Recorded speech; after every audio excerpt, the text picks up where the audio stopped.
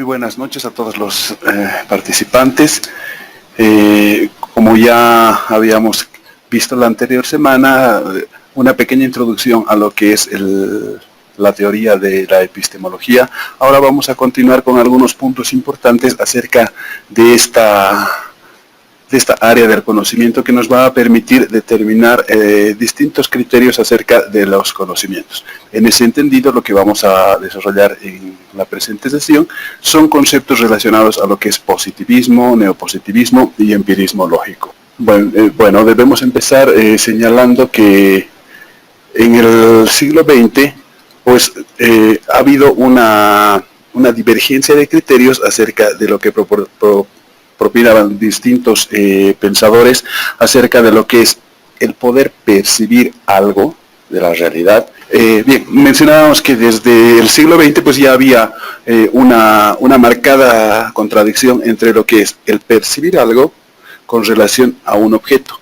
Y esta divergencia entre lo que es la percepción y lo que es la acepción de este objeto, pues da como resultado la percepción de este mencionado objeto. Sin embargo, no solamente consiste en concebir esta percepción, para poderle dar un criterio de veracidad, un criterio científico, pues debemos generar este criterio macro sobre la verdad del conocimiento acerca del objeto que nosotros estamos percibiendo y que vamos a dar este criterio de verdad. Para ello, pues se han desarrollado distintos criterios, de los cuales vamos a resaltar tres que son los fundamentales y que han marcado un hito en el desarrollo de esta forma de pensar, entre los cuales tenemos el empirismo lógico, el sociohistoricismo y el racionalismo crítico. Vamos a empezar mencionando que más importante se convierte en la interpretación más influyente de todo el siglo XX. Además, este empirismo inductivo rechaza todo tipo de conocimiento especulativo y que esté fundamentado simplemente en especulaciones. Propugna, por otra parte, que el conocimiento debe ser riguroso, así que este conocimiento debe ser sometido a distintas reglas de validación para que tome pues, el carácter científico que corresponde. Por otra parte, impone un tipo de conocimiento que necesita de comprobación y ciencia para que pueda convertirse en una ciencia dominante que enmarque a todo tipo de conocimiento.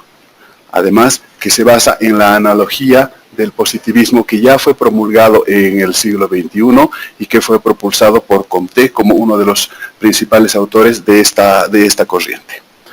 Y bueno, a partir de estas consideraciones del empirismo inductivo, pues se crea el famoso Círculo de Viena, que fue fundado el año 1925 en la ciudad de Viena y que pues dentro de sus características fundamentales podemos resaltar que este círculo pues ha sido formado por estudiosos y dentro de estas características pues este Círculo de Viena ha promovido el desarrollo de distintas tesis epistemológicas, entre las que vamos a destacar pues el primer criterio que ha emanado pues ha sido el criterio de demarcación, que ha sido pues un criterio que está caracterizado por la verificación con respecto a unos hechos que son constatables mediante la verificación empírica.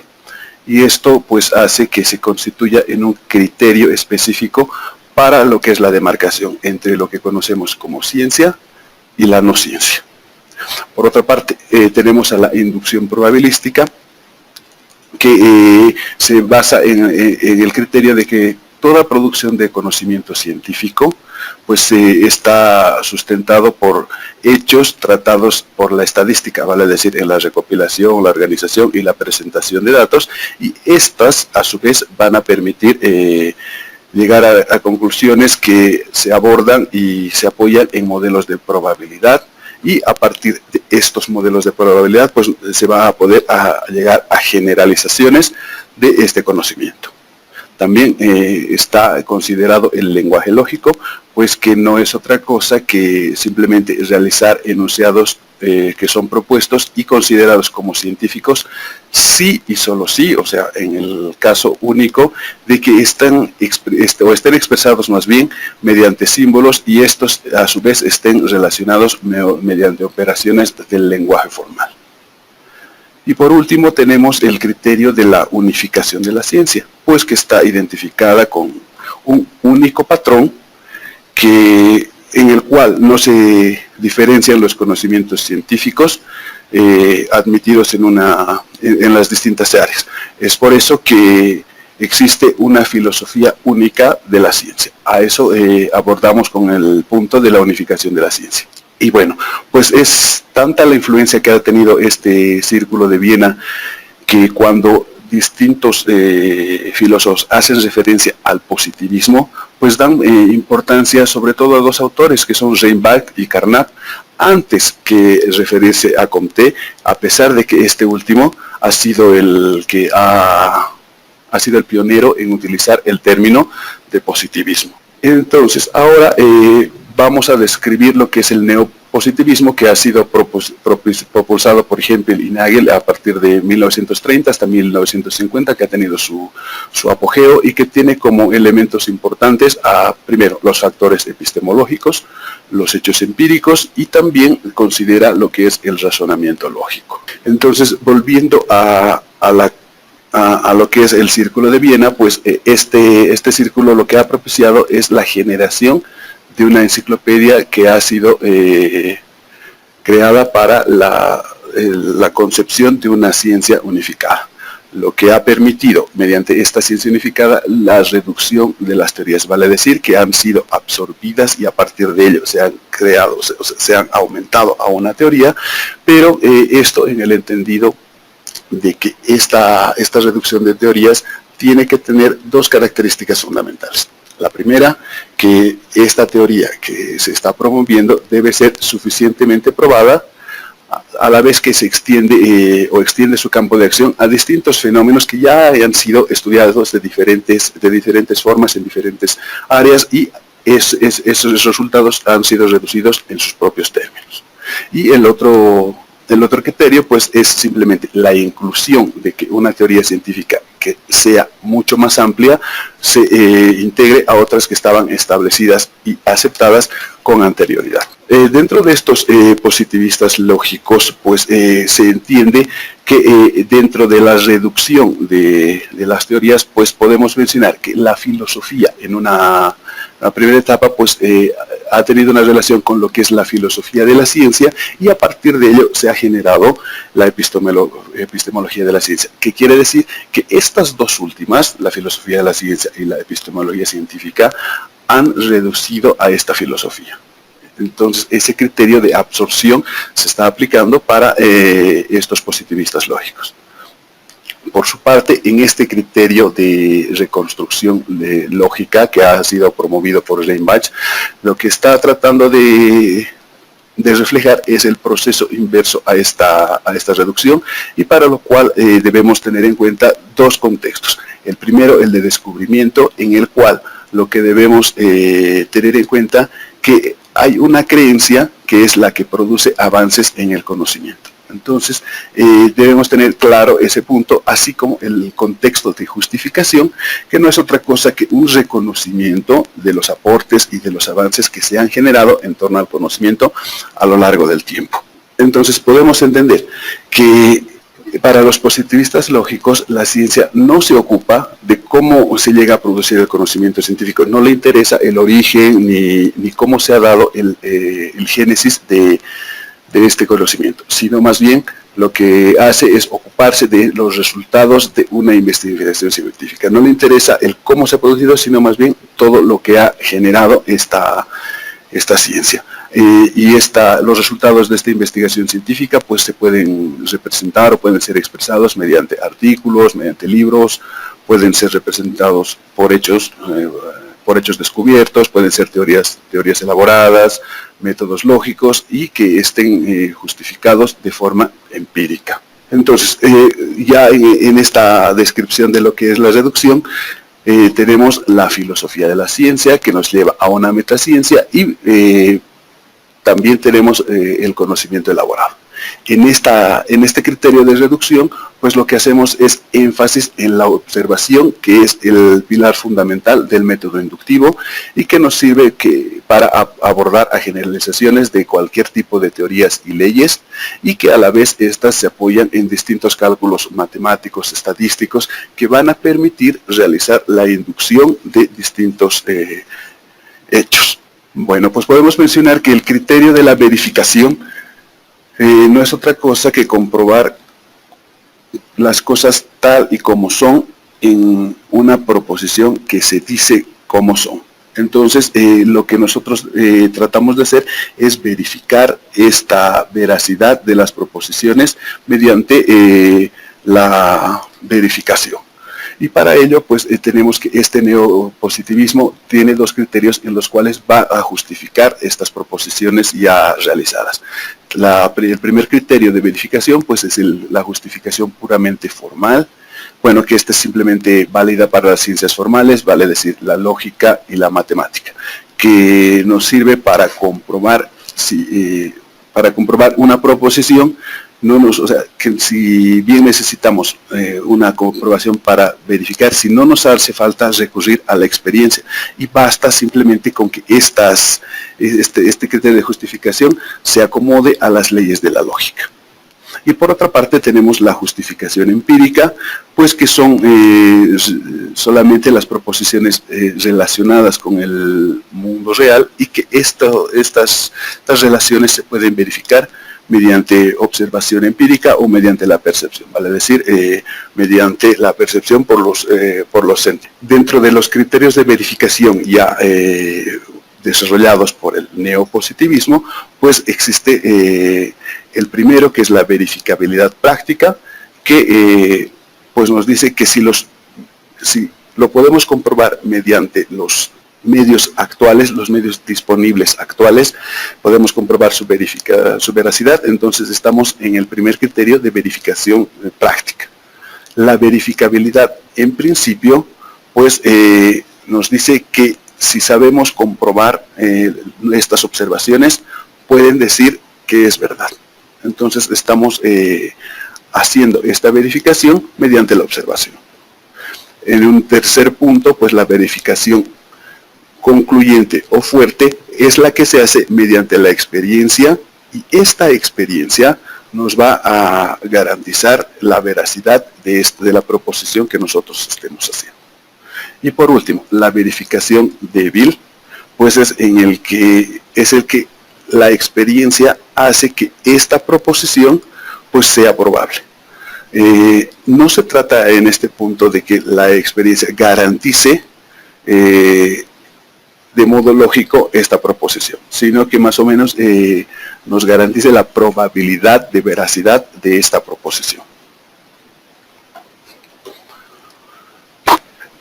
Ya en la filosofía positivista, pues se dice que está vigente en numerosos esquemas de pensamientos y de variadas prácticas y disciplinas, o sea que está inmerso en casi todas las áreas del conocimiento, y por tanto vamos a describir cuáles son estas características fundamentales del positivismo. La primera, pues, es que asigna importancia a la verificación. Necesariamente tenemos que proceder a la verificación de una proposición para darle la validez correspondiente. También se hace mucho énfasis y se da por privilegiar al criterio de observación, que nos va a permitir acercarnos en una primera etapa a lo que es el conocimiento. Una de las características de este positivismo es que es contrario a la causación, o sea, que no es necesario buscar las causas en la naturaleza, sino más bien en este criterio de causación, pues lo que debemos hacer es establecer las regularidades entre el antecedente y el consecuente, entre la causa y el efecto. También nos dice que no da suficiente importancia a las explicaciones científicas, o sea que no le interesa más que la ciencia misma, o sea, es lo único que interesa es pues la ciencia misma. Y también que es antimetafísica y contradice las prácticas filosóficas tradicionales. Por otra parte, considera estéril para la ciencia de todo conocimiento, aquella que no tenga una correlación empírica, aquella que no podamos relacionar mediante la experiencia. Acá ya podemos ver cómo se está relacionando mediante el positivismo lo que es la ciencia con la experiencia en un intento de codificar y anticipar los resultados que nos puede generar. Para ello, lo que hacemos es recabar datos observacionales mediante los sentidos y vamos a también tomar en cuenta las mediciones y las magnitudes de los distintos sucesos que nosotros estemos tratando. Y lo que genera estas observaciones, de estos datos observacionales, pues son tres puntos fundamentales, que son el dogma, la universalidad y la unicidad. Estos tres criterios pues nos van a llevar al desarrollo de un método científico que sea válido para concretizar lo que es el conocimiento. En este criterio del positivismo, pues lo que pretendemos hacer es predecir y explicar que estas teorías pues den una explicación más profunda, una explicación mayor a las teorías que las han antecedido. En función de este nuevo criterio, lo que se va a dar es un progreso científico porque se asume que estas nuevas teorías pues incluyen a las antiguas teorías y por tanto se da un progreso científico al desarrollar nuevos conocimientos.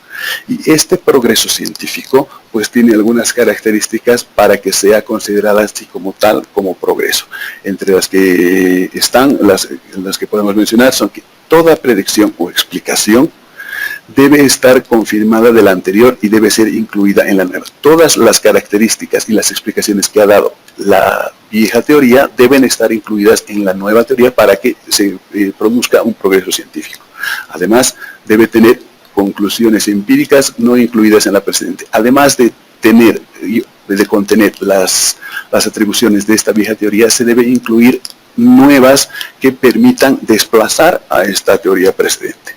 Y por último, se deben evitar algunas consecuencias falsas de esta teoría antecedente, que es la condición necesaria para que la nueva teoría sea aceptada como tal, y esto se conoce como una condición fuerte, para darle la validez a este criterio científico. Ya dentro del desarrollo de los métodos que corresponden al positivismo, pues vamos a empezar señalando lo que es el método inductivo, que nos muestra algunas características propias que nos van a permitir desarrollar todo este método. Como primer punto tenemos que la inducción se encuentra ligada al empirismo, vale decir a la verificación mediante la experiencia, y este último pues nos dice que nuestro saber se debe a las sensaciones y percepciones que tenemos del mundo real.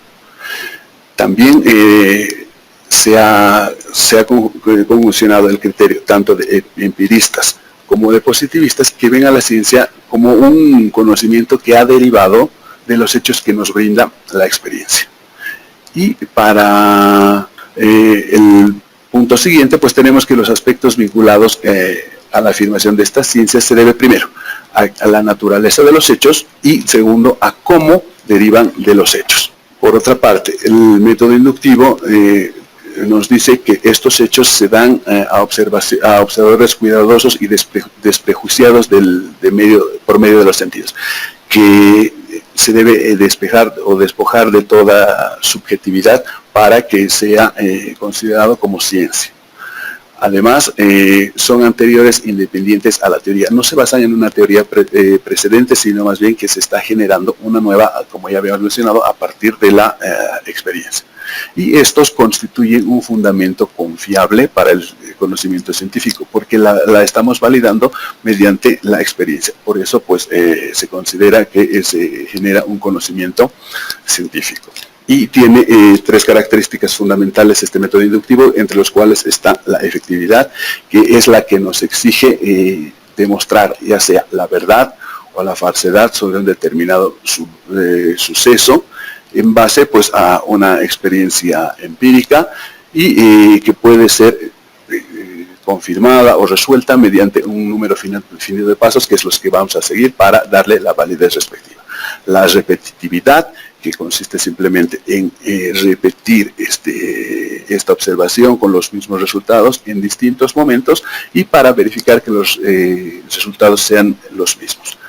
También tenemos a la intersubjetividad, que nos va a permitir eliminar criterios subjetivos que puedan ocasionar ciertas desviaciones al momento de medir el fenómeno observado. Acá pues lo que presentamos es una lectura crítica a lo que es el método inductivo como un método de la ciencia que ha sido pues considerado en su momento el pionero y el más fuerte método para la demostración de la ciencia. Entonces, es el autor Bertrand Russell quien hace esta crítica demostrando con un claro ejemplo que no todas las repeticiones de la observación nos llevan a un método inductivo, ¿no? Y propone el ejemplo del pavo inductista, y bueno, en el cual pues nos propone de manera textual el caso que le ha llevado a ser un crítico del método inductivo, en el cual el caso que pone pues es de un pavo que fue trasladado a un nuevo corral y se descubrió que en su primera mañana en la granja avícola este pavo comía a las 9 de la mañana. Sin embargo, siendo como era un buen inductista, él no sacó conclusiones precipitadas solamente de una observación, sino que esperó hasta que se recogió una gran cantidad de observaciones de este mismo hecho, y de que se podía verificar que exactamente a las 9 de la mañana pues se daba el mismo fenómeno. Y esta misma situación se ha repetido en una gran variedad de circunstancias, en todos los días, miércoles, en jueves, en días fríos, calurosos, días lluviosos y días soleados. Entonces la experiencia se repetía. Entonces cada mañana añadía un nuevo enunciado a su lista de observación. Y por último, la conciencia inductista que él tenía se sintió satisfecha, pues que estaba verificando mediante la experiencia que el mismo fenómeno se repetía de manera consecutiva. Pero efectuó una inferencia inductiva para concluir que siempre a las 9 de la mañana el pavo comía. Sin embargo, un día pues se demostró de manera indudable que esta conclusión a la cual había arribado era falsa. Cuando en vísperas de la Navidad, en lugar de darle comida a este pavo, pues le cortaron el cuello. Entonces, este es un claro ejemplo de cómo está de manera sencilla, pues rechazando el método inductivo, que no se pueden llegar a generalizaciones por un número finito de observaciones a las cuales podemos hacer. A partir de ello, pues han nacido varios autores que han reaccionado contra el positivismo de una manera bastante crítica y la cual ha pues sido la base para nuevas corrientes que ahora nos permiten tener un poquito más claro esto de la comprobación de la ciencia. Entre ellos tenemos a Popper y la reacción antipositivista. Este autor pues lo que hace es que estaba en contra de la ideología nacionalista y totalitaria. Bueno, prácticamente estamos hablando de la ideología de Hitler y de Mussolini. En el intento de ver este Estado como una unidad nacional, conduce a un principio del Estado nacional y a las ficciones románticas del nacionalismo, el racionalismo y el tribalismo. Este autor, Popper, no fue neopositivista, pero expresó fuertes críticas al Círculo de Viena y a las conclusiones que ha llegado. Entonces, Popper condenaba de esta forma a las naciones que eran algo más que algunos modelos interpretativos de fenómenos sociales y que debían analizarse en términos de individuos. También surge la oposición a la inducción y a la mente del científico, en la cual pues rechaza todos los métodos científicos asociados a la inducción, que son la repetitividad y la eliminación. Entonces, propiciaba que ninguna cantidad de observaciones particulares permiten una ley general, por mucho que éstas sean en un número considerable, pues no nos permiten hacer estas generalizaciones. También nos dice que toda pretensión de eliminar o refutar, ya sea el caso, pues no es efectiva porque hay distintas teorías rivales o posibles y la cantidad de estas otras teorías pues son infinitas. Vale decir que la inducción pues no existe y no puede fundamentar nada, según Popper. no existen métodos basados en la simple rutina, no podemos basarnos en estos criterios, sino que la ciencia empírica no procede mediante métodos inductivos y por tal razón es necesario encontrar otro tipo de metodología para llegar a la verdad. No podemos basarnos simplemente en este criterio de la inducción. También la mente del investigador debe carecer de supuestos previos, debe ser como una tabla rasa en la cual simplemente vamos a poner todo lo que estamos considerando como criterio para hacer ciencia y de esta manera reflejar lo que nos está mostrando la naturaleza. Entonces, cuando alguien se dispone a observar algo o un fenómeno, pues no lo hace al azar, sino que objetivamente está observando algo. Es por esa razón que debemos concluir que una prueba, un experimento o una observación siempre presupone algo. Estamos buscando algo que hay que buscar, algo que hay que experimentar o algo que hay que probar. Y este algo a lo que estamos haciendo referencia son las hipótesis que se presuponen para resolver determinados problemas. O sea, ya son las respuestas que nosotros estamos dando a determinados problemas. Al rechazar este método de inducción, Popper privó a la ciencia empírica de su característica más importante, y eliminó las barreras entre la ciencia y la especulación metafísica.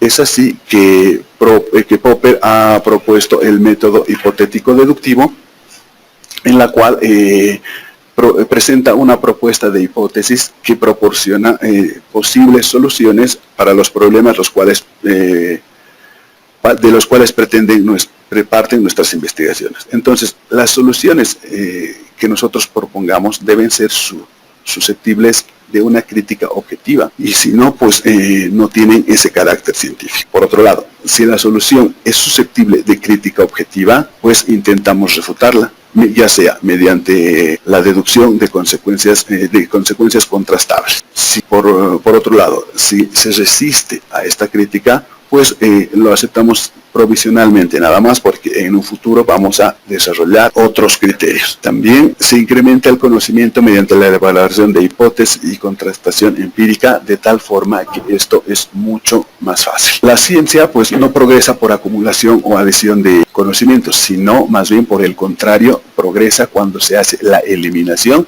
o la destrucción de conocimientos que ya no son. Y también pues promueve o propone al falsacionismo como un criterio que nos va a permitir realizar la verificación y la validez de una teoría. Dentro de este criterio propuesto por Popper, tenemos que existe el método inductivo, que se basa en hechos para llegar a generalizaciones y por tanto establecer. Y el otro punto es el método hipotético deductivo, que se basa en leyes y teorías para fundamentar los hechos y a partir de ello llegar a su comprobación. Este método hipotético deductivo pues considera a la ciencia como una ciencia libre de creación de espíritu humano, en un intento audaz de solucionar los problemas a través de productos, y también hace mucho énfasis en lo que es la intuición. Entonces, lo que hace es promover determinados problemas. Nosotros, mediante la intuición, podemos reflejarlos en hechos, pero que necesariamente van a necesitar de una comprobación para poder darse por reales. Ahora bien, dentro de este punto también tenemos a las ideas, contextos y la falsación. Bueno, entonces nos dice que Popper que la investigación no toma como punto de partida la observación, ya no necesitamos ese criterio empírico de tomar en cuenta la observación, sino que para solucionar los distintos problemas es necesaria la presencia de la imaginación del investigador, que va a permitir construir hipótesis y a la vez pues producir conjeturas. Este criterio pues distingue lo que es el contexto de descubrimiento y el criterio en el contexto de comprobación empírica o lógica de las ideas. O sea, no interesa el cómo, el de dónde, en qué circunstancias, no interesa de qué forma surgen las soluciones a los problemas, sino más bien lo que interesa son las teorías científicas que sean comprobables para determinar la validez. También, pues que nos menciona que para resolver problemas hay que inventar, hay que crear hay que crear hipótesis que sirvan como solución. Bien, continuaremos, por favor. Dentro de estas ideas, contextos y falsación, pues tenemos que a un sistema no se le debe exigir que sea capaz de ser elegido con dos distintos criterios. Y dentro de estos criterios, para este punto tenemos el criterio positivo, que da el criterio de verificación de una vez y para siempre. O sea, que se le debe exigir en su forma lógica, se dé de tal forma que puede ser representada en evidencia mediante controles empíricos. Y el aspecto negativo, pues que en un sistema empírico, o este sistema empírico puede ser refutado o puede ser rechazado por la experiencia. Entonces, para extraer estas consecuencias observables de una hipótesis es necesario recurrir a hipótesis auxiliares o subhipótesis, que son aquellas que están ubicadas al lado de la hipótesis principal y que hay que controlar más bien para extraer las conclusiones observables de esta hipótesis principal. Por otra parte, no se puede justificar empíricamente la pretensión de que una teoría sea verdadera mediante proposiciones de control. Más bien, lo que hay que hacer es que el conocimiento científico se encuentra siempre ante un problema de preferir una teoría antes que otra. Entonces hay ciertas preferencias, lo cual se debe evitar. También se menciona que la teoría de mayor verosimilitud es también aquella que es la teoría menos probable de ser aceptada. El criterio fundamental es que la ciencia es la búsqueda de la verdad, y entonces tenemos qué es la verdad. La pregunta, ¿qué es la verdad? ¿No? Que la verdad no es otra cosa que una realidad o una proposición, y dentro de un criterio de verdad ontológica, pues es la realidad del ser, y en un criterio de lógica, pues es el conocimiento de la proposición mediante la expresión en forma de juicio.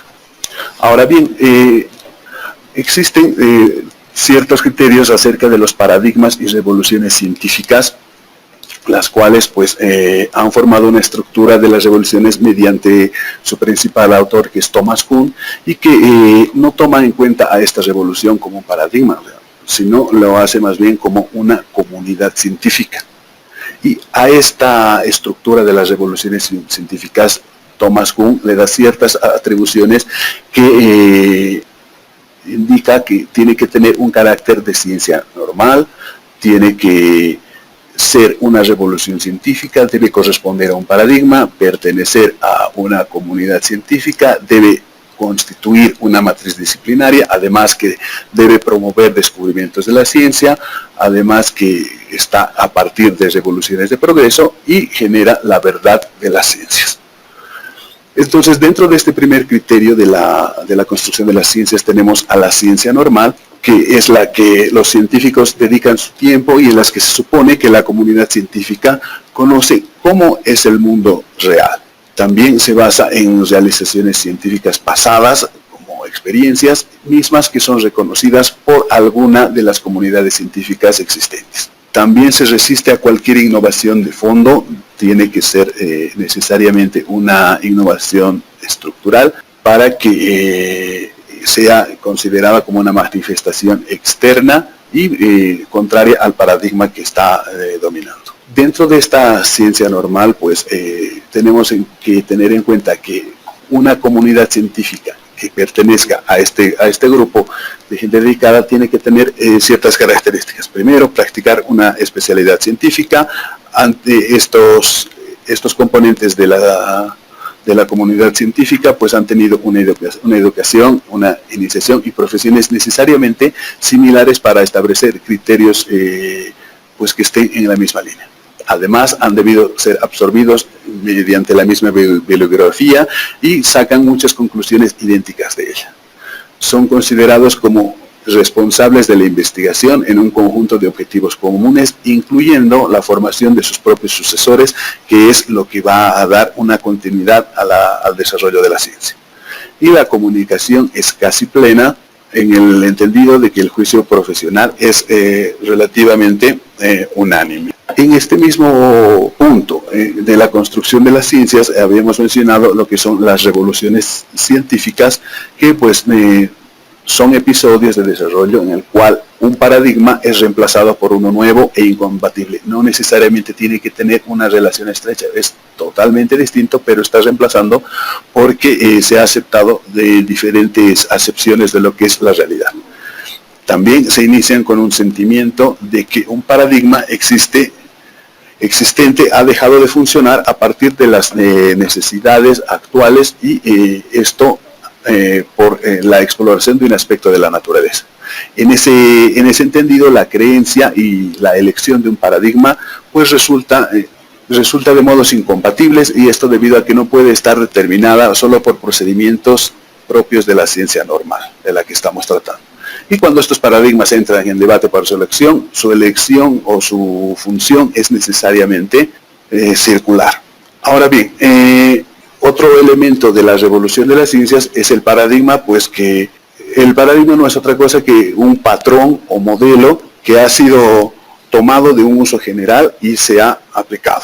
El éxito de un paradigma pues depende de la promesa de éxito en situaciones determinadas, aunque estas situaciones sean aún incompletas.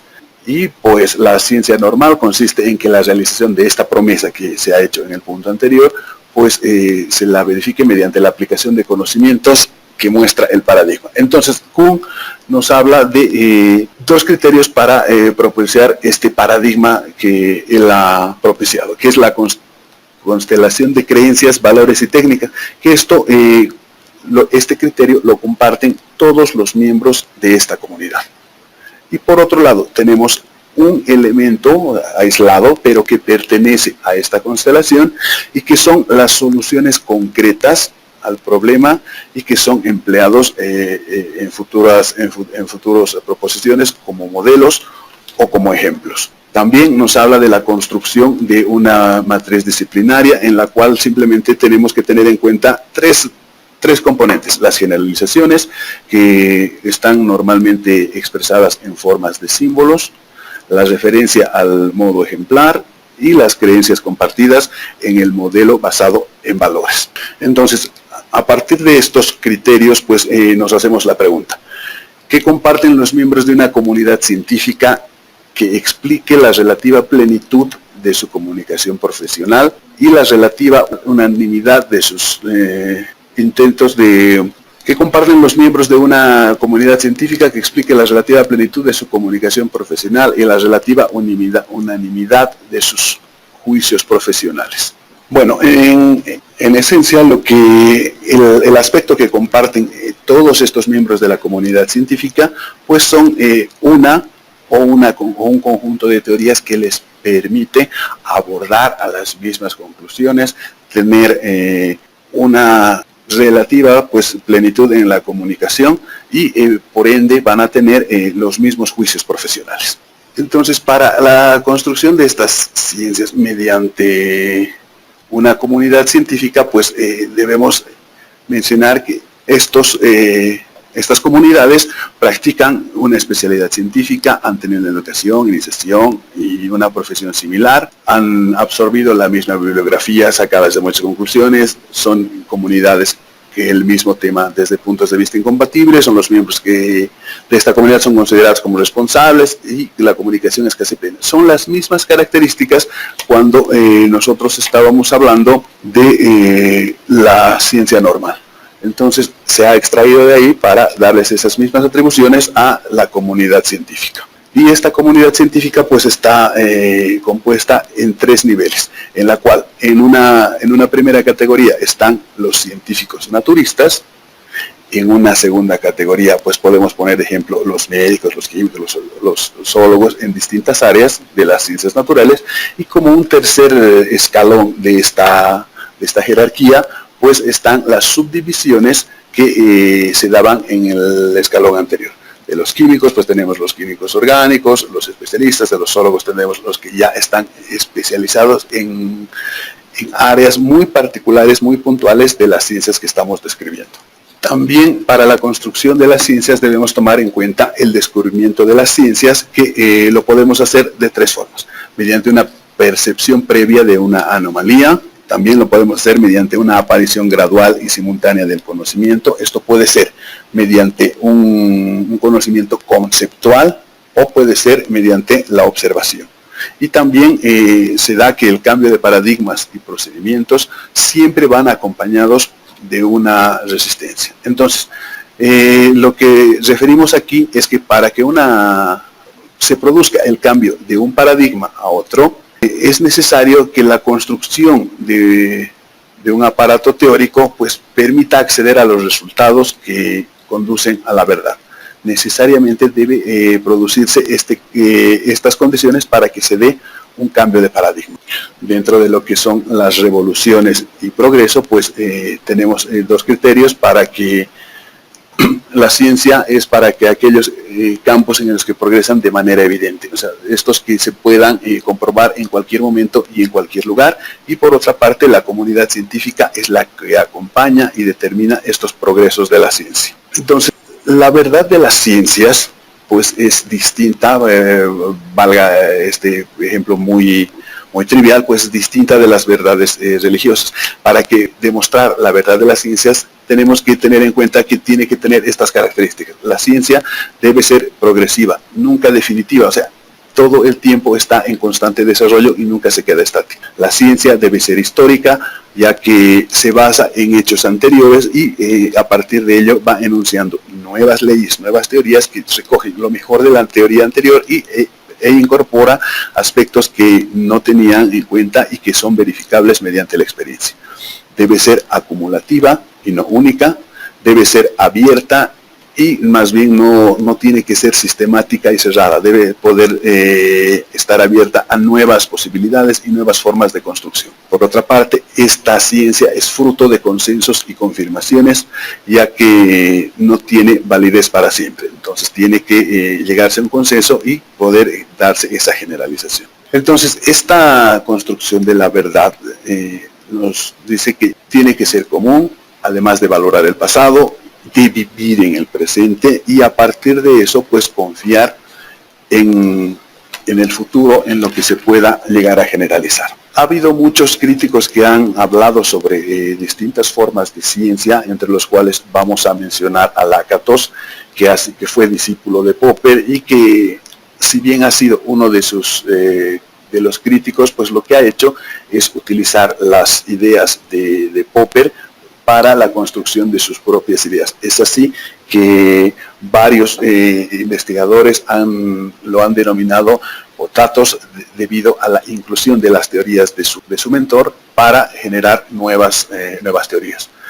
Lakatos significa candado, ya que se ha establecido en una época en la cual se estaba promoviendo la resistencia en contra de los nazis.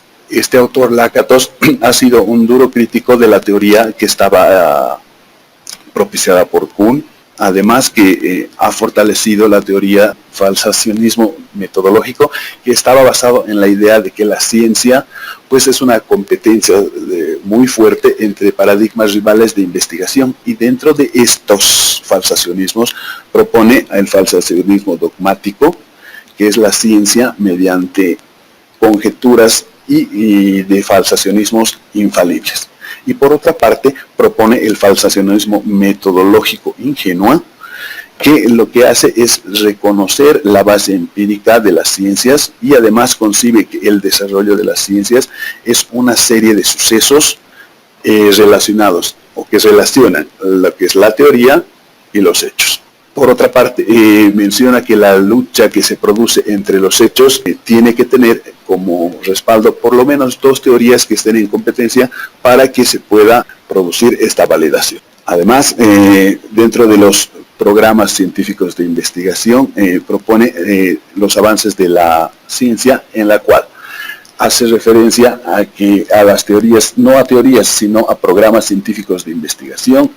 Indica que la historia de la ciencia no es otra cosa que sino la historia de programas de investigadores en competencia, mínimamente dos, aunque pueden ser más.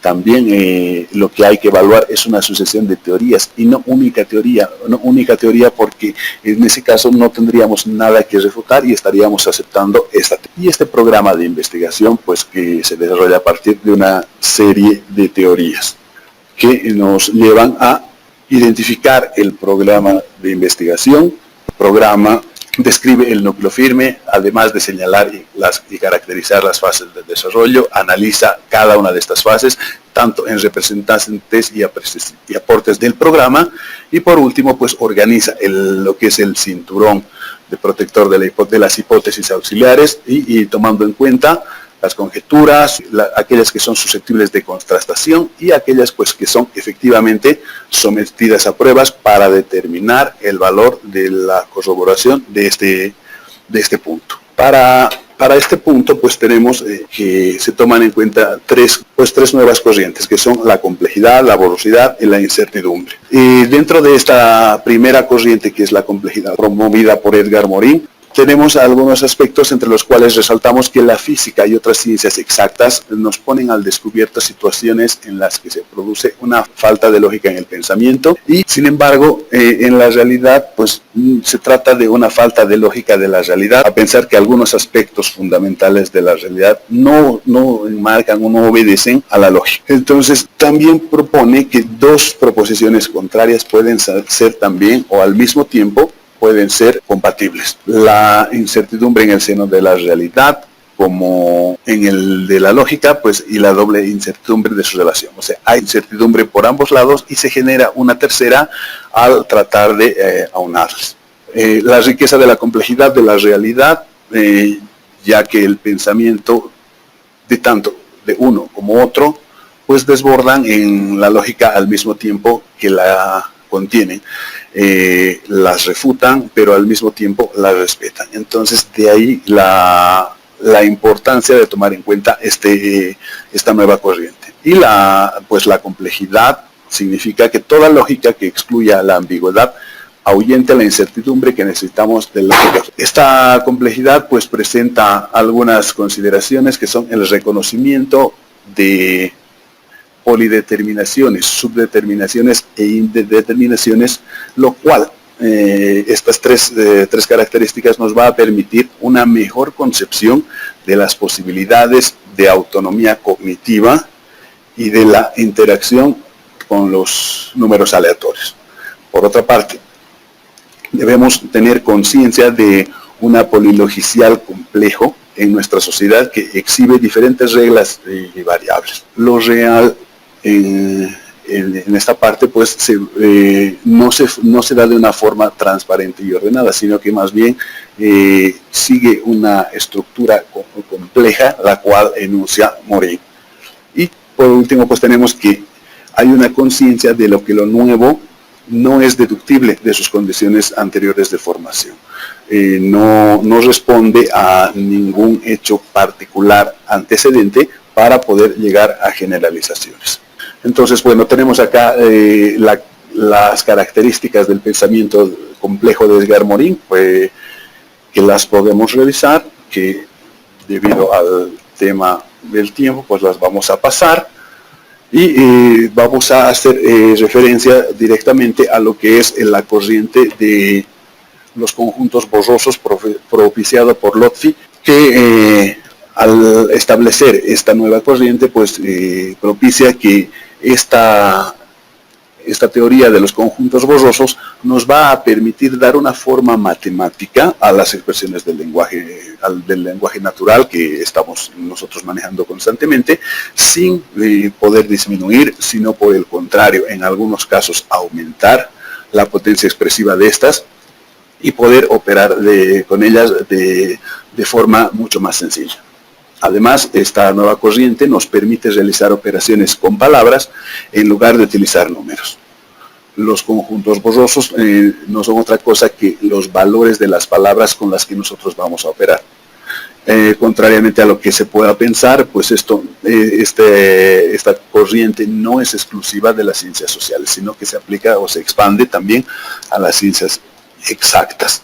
Entonces hay aspectos de la realidad que no pueden ser directamente cuantificados, sino que solo admiten aproximaciones cualitativas. Es por eso que, si bien se pensaba o se creía en una primera parte que es exclusivo de las ciencias sociales, pues ahora se afirma que también pueden expandirse a las ciencias exactas.